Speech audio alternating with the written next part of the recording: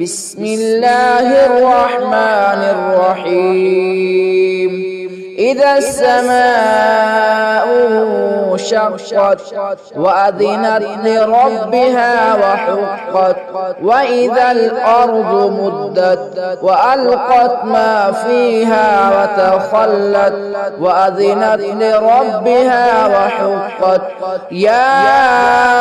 أيها الإنسان إنك كادح إلى ربك كدحا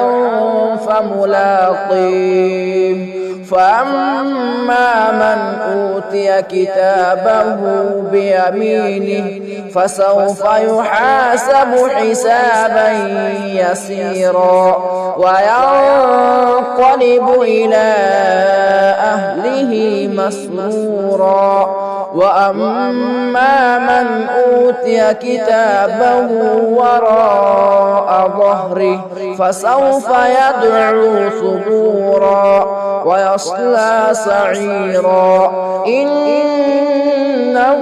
كان في أهله مسرورا إنه ظن أن لن يحور بلى إن ربه كان به بصيرا فلا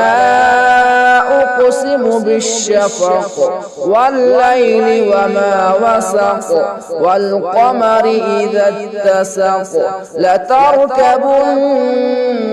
طبقا عن طبق فما لهم لا يؤمنون وإذا قرئ عليهم القرآن لا يسجدون بل الذين كفروا يكذبون والله أعلم بما يوعون فبشرهم بعذاب أليم إلا الذين آمنوا وعملوا الصالحات لهم أجر غير ممنون.